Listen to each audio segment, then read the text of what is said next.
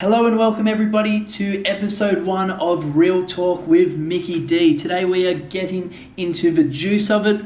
As you can see, I've got my questions here, and question number 1 that I'm going to go through that you guys have asked me to go on is question 1 is going to be how to stay disciplined. Now, discipline is absolutely something crucial for everybody. You need to be disciplined to get things done, and there's a whole heap of ways that you can do that to ensure that you stay disciplined and get the tasks that you want done. Now, what I'd like to do is I'd like to take this a step back for today, all right? So not just looking at how to get disciplined, but also looking at who you need to be a disciplined person. Because how to be disciplined is easy. Be a disciplined person. Take certain actions that you need to take to get things done. That is what discipline is. Okay. Now, the kind of person who's disciplined is a person who's very strong-willed. Okay, someone who knows what they want to get. Now, when it turns into turning that into practical steps, it becomes very difficult. But there's actually a lot of science behind this. And what I'm going to do today is absolutely break that down for you so you guys understand exactly what you can do to get disciplined and get things done how they should be done. Okay, so what I'd like to talk to you about today and how to get disciplined breaks down into 4 steps. So this is the 4 keys to getting discipline. Let's jump right into it. So the most correlated principle to success is, I'm not sure you guys can hear that. There's a massive storm going on outside.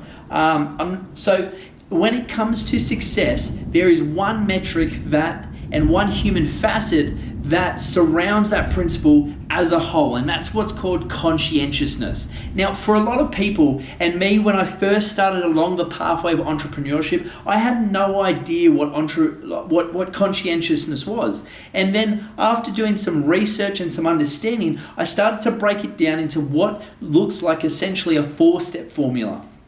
Now, conscientiousness breaks down into 4 sub-facets, and they are organization, perfectionism, diligence, and prudence. Okay, so organization, really, really simple. In order to be successful, you need to be organized. You need to understand what's going on. Now, an example of this for me is every morning I wake up and I take out my journal that you guys can see here. I take out my journal and I write in there what I'm going to do today, and then I go out and execute on that, okay? By being organized, this is an absolute game changer for me. The days that I sit down after my morning shower and write down what I'm going to do today, those days go a lot better than the days that I don't. So organization is absolutely key and essential in ensuring that you can stay disciplined to your tasks. Relating this all back to discipline. Number 2 is perfectionism. Now, by this, I'm by no means saying that you have to be a perfectionist. What I'm saying is that you need to take, certain steps when something is important. When something's important, you need to double check it. Now, a perfect example of this is in planes. You got your pilot, you got your co-pilot, and what they're doing is they're doing checks and they're double checking, because when things need to be done right, you want to double check it to ensure that the job gets done properly.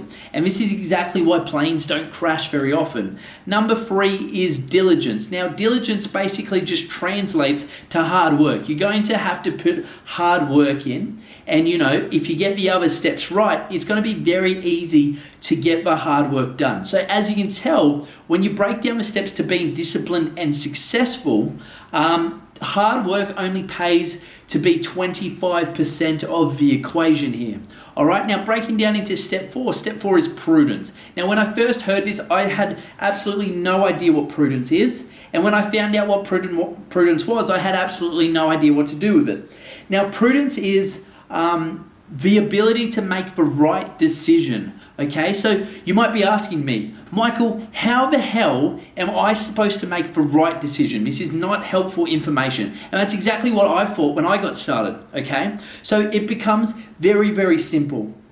to make the right decision for you, you need to understand what you want. So taking a step back, you need to be self-aware. You need to understand what you want, which starts at your goals. Where do you want to be in 6 months' time from now? Where do you want to be in 12 months' time?